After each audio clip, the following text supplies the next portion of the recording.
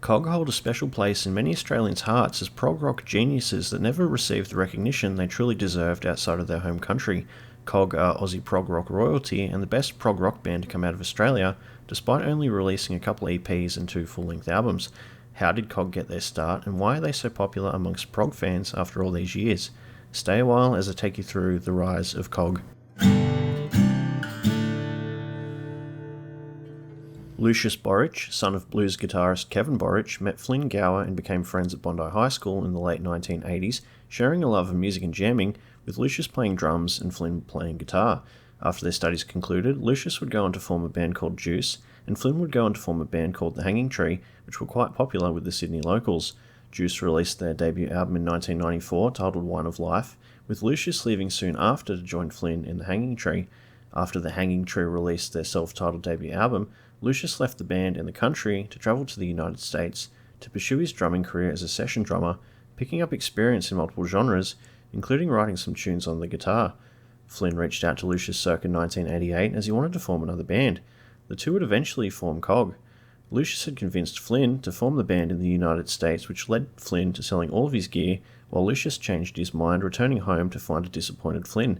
Despite this setback, the drum, bass and guitar parts for what would become the Just Visiting EPs were recorded shortly after, in 1998, with Lucius assuming bass duties, with the vocals being recorded 2 years later. Lucius couldn't drum and play bass at the same time unless he grew extra limbs, so Flynn recruited his brother Luke, who used to play in a band called Tax, to play bass live for Cog, rounding out the lineup, which has not changed to this day. With Luke on board, the band toured at a frenetic pace with many trips and thousands of Ks between Sydney and Melbourne. With the band drumming up some attention, they achieved their first residency at the Forest Inn Hotel in Sydney without a vocalist. Despite the boys encouraging fans to send in vocal demos, they weren't impressed. Flynn would step up on vocal duties, requiring some time and effort training his voice. The band's breakthrough show was on a Wednesday headlining slot at Excelsior Hotel in Surrey Hills. The band drew in crowds to fill the venue for 4 months, eventually receiving a nomination for Best Emerging Live Band in New South Wales at the Australian Live Music Awards. In 2001, the band signed to an underground record label, Little Samurai Records, and began writing and recording the Just Visiting EPs. Both were written and recorded at the same time, despite both parts sounding slightly different. Cog chose to release the session as a 2-part EP to reserve the prestige of releasing a debut album for the future, receiving twice the publicity across multiple releases. Through the band's hard work and talent, and just before the release of Just Visiting Part 1, they would score a supporting slot for System of a Down at the historic Hordern Pavilion in Sydney. The first of the EPs, released in February of 2002, consistently appearing in the ARIA Top 20 Heavy Rock/Metal Singles/EPs chart over 2 years after its release, a sign that Cog's music was resonating with Australians.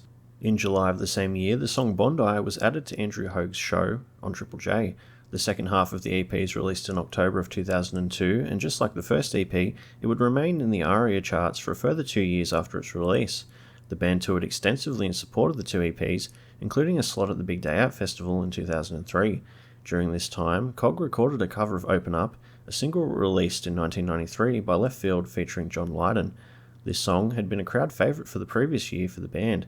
Shortly after Just Visiting and the supporting tour, Cog began to write and demo for their long-awaited debut album.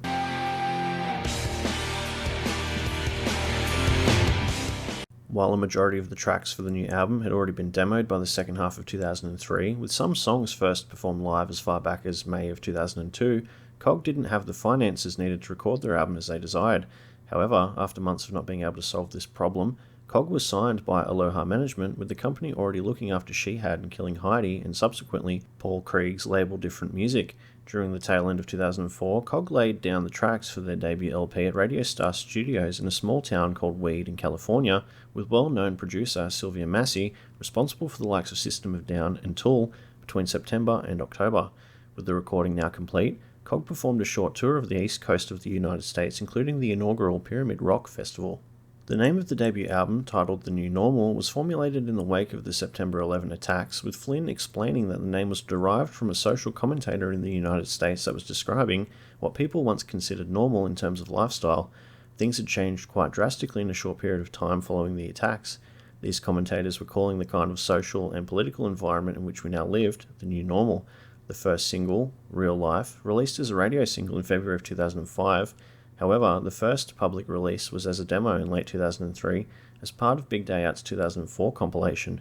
The second single, My Enemy, released in March with the entire album releasing on the 12th of April 2005.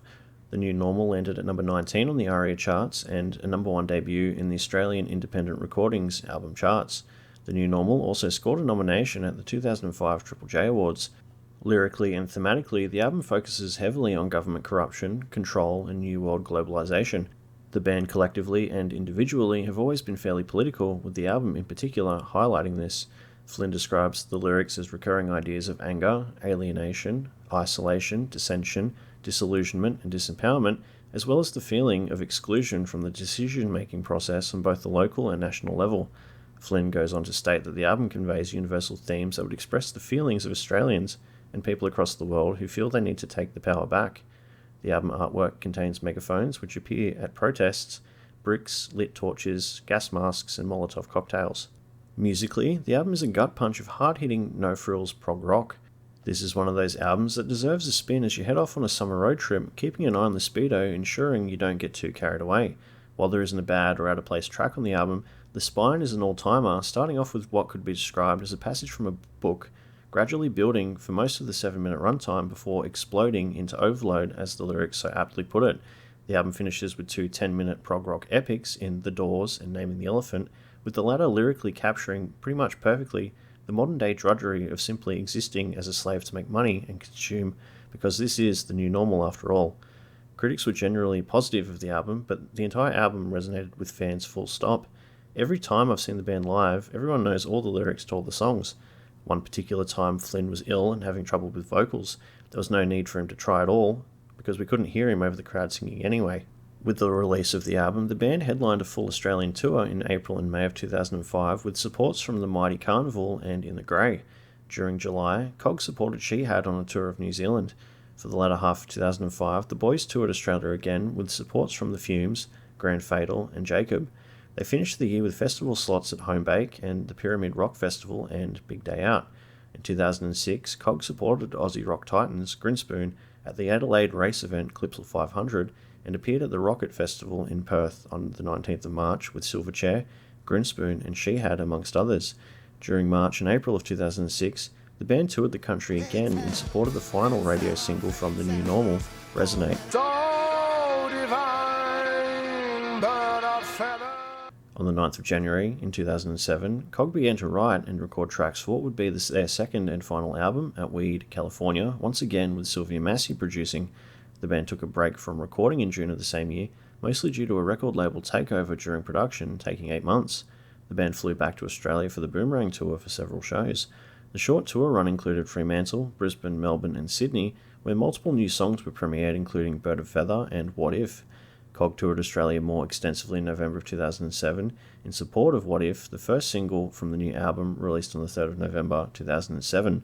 This tour marked Cog's first trip to North Queensland.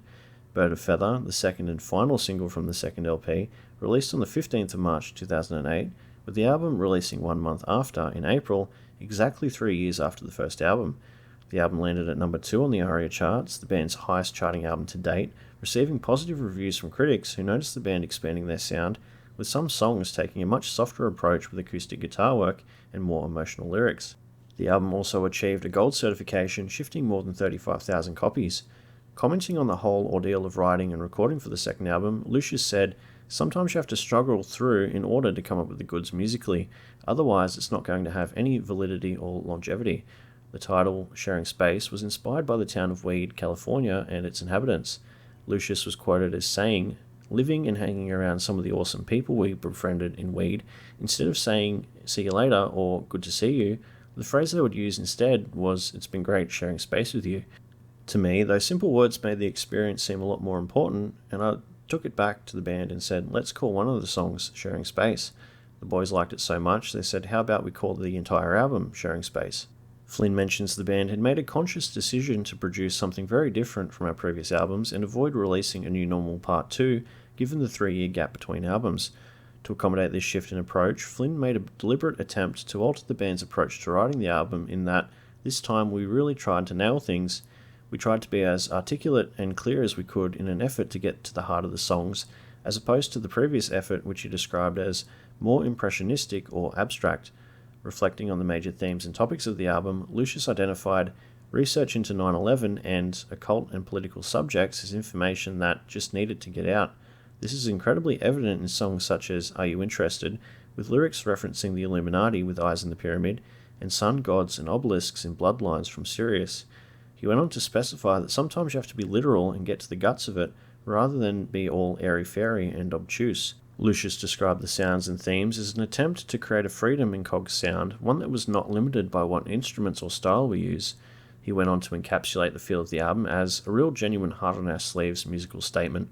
We've really tried to explore as many possibilities in what music has to offer. While Sharing Space is arguably more prog rock oriented and a departure from the more straightforward hard-hitting prog-tinged rock offerings of previous efforts, Sharing Space still has some incredible and varied tracks including No Other Way, Are You Interested, Bird of Feather, How Long, and Problem Reaction Solution. All of these tracks showcase how far the band has come in terms of songwriting ability. The almost 10-minute prog rock epics are still there, but you've now got songs such as How Long, which is an acoustic guitar-driven number with violin in the background in sections, and Sharing Space, which is another softer track with fairly angsty lyrics of self-reflection and existentialism. The New Normal is definitely the stronger album out of the two, but it really depends on what flavour of prog rock you're after. For the rest of 2008, Cog set off on tour in support of the new material, first around Australia, before travelling to the UK for the first time in July with New Zealand Shihad. The band were very interested in releasing the album in Europe. During the same year, the band had the opportunity to re-release their 2002 EPs, Just Visiting Part 1 and Part 2, as a full album, Just Visiting, with the intended track listing and the never previously heard original version of Bondi, which had a longer runtime. Lucius spent time at Studios 301 mastering the album so the recordings sounded their best. In 2010, the band released The Sound of 3, 12 Years With You, a CD-DVD combo produced by Lucius which contained a recording from the band's Between Oceans tour and a documentary on the history of the band. The band toured the album in early June of the same year, with hints being dropped by Lucius that these might be the last shows Cog would play as a band. Cog played what many had believed to be their last show at the Tivoli in Brisbane on Saturday the 12th of June 2010, with the band thanking their various crew members one by one between songs. The band finished with No Other Way, the opening track from their second album, Sharing Space. However, the band played 4 more shows, one at the Full Noise Festival in Townsville, one at a Sydney nightclub, and 2 smaller shows in the outer Melbourne suburbs of Frankston and Ferntree Gully.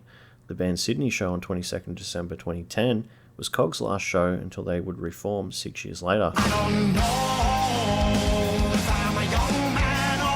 From 2011 to 2016, the band went on a hiatus. Lucius joined Floating Me, featuring John Stockman of Carnival. Floating Me released their self-titled album in 2011. Flynn and Luke went on to form The Occupants in 2012. Their first single, I've Been Thinking, was released in April of 2013. It was followed by an EP in 2014. In late January 2016, the official Cog Facebook page was updated for the first time in nearly 3 years with new photos. In the weeks that followed, the band put up entire photo albums of previously unseen photos taken on tours from over the years. This subsequently led to speculation regarding the band getting back together. The following month, it was confirmed that Cog would reunite for a run of headlining shows in July of 2016.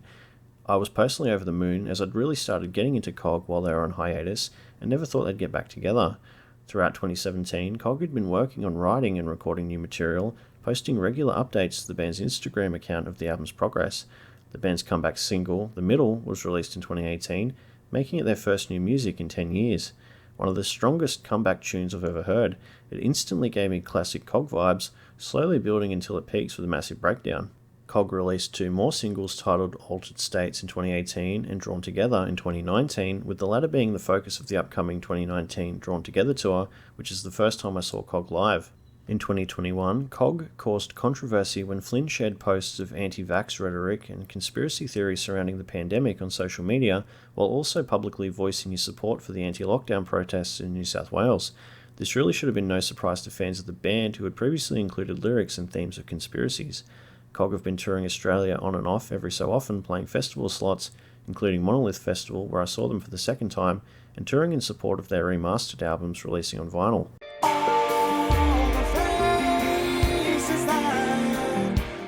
So, what does the internet have to say about Cog?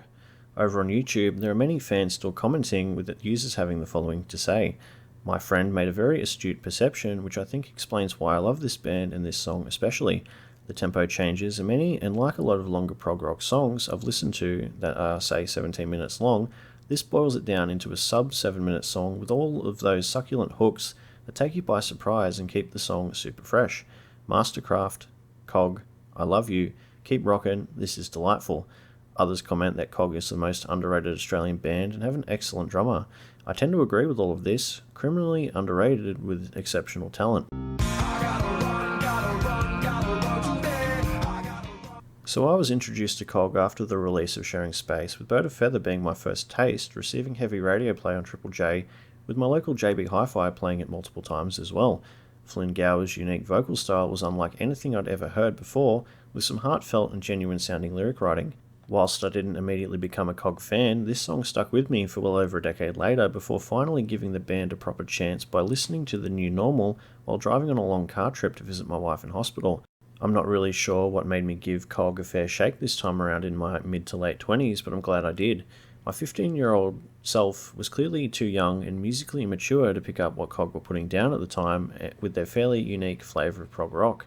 Cog have been a mainstay of my playlists ever since, with my kids also enjoying Bird of Feather with many family sing-alongs in the car. If I'm in the mood for some hard-hitting prog rock, I'll put on The New Normal. If I'm in the mood for some more emotional and angst-driven softer prog rock, I'll put on Sharing Space. Flynn's lyrics and vocal style are incredibly easy to sing along to. Lucius' drumming is second to none. Luke's bass is always super audible and high up in the mix, giving it his all when he plays live. Cog have been a criminally underrated gem for decades. The fans haven't forgotten them, and they're still selling out shows whenever they tour. With any luck at all, we'll get some more music soon, with Flynn recently posting to socials. Thanks for watching.